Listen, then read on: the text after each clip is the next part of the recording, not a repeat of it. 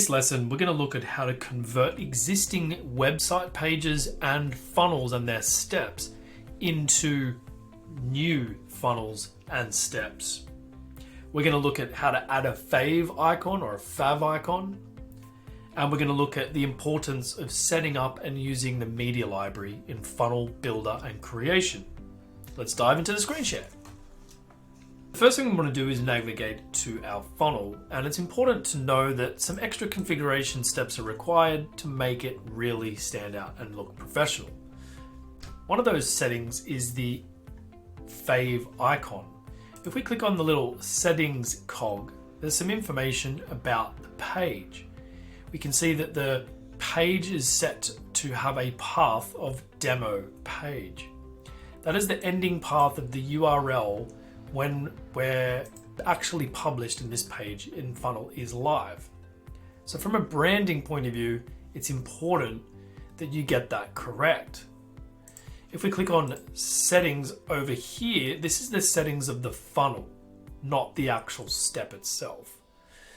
Now what we can see is that the path is what is essentially going to be step one of the entire funnel. To add a fave icon URL, add the URL in this box and click save. Now it's also important to know about how you can create a set of funnels or a step from a funnel from an existing funnel. So if we're in the funnel area, we click on new funnel. We could type in demo and we could click create funnel here. Then when we're ready to add a new step, we might import this page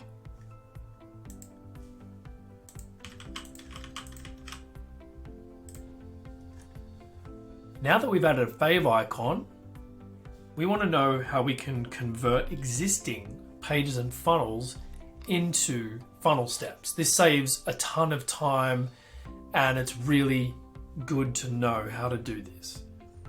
So let's say we've got a brand new funnel. It doesn't have any steps. We're going to click add new step. We're going to give it a name. This is going to be demo. The path is going to be demo 1 and I'm going to create that funnel step. Now that we have the step, the control experiment is asking, do we want to use an existing or do we want to create from blank?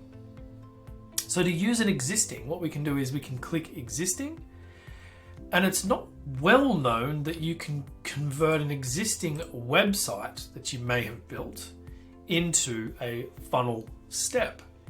But of course you can already clone an existing funnel and any of the steps within those funnels.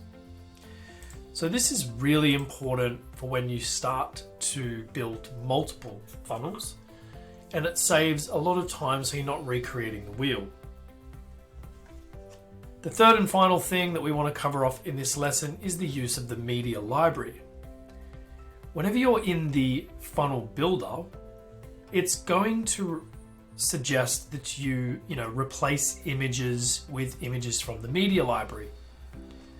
So you want to get started into the media library by going media library, and start getting organized. Create folders, store your image assets all through here, and very quickly you'll learn that to get the URL of any one of these, I simply highlight the image asset and click on the little link, and I've copied that link. Using the image media library and the media library in general in conjunction with the funnel builder just makes you that much more efficient. That's it for this lesson. We'll see you in the next one.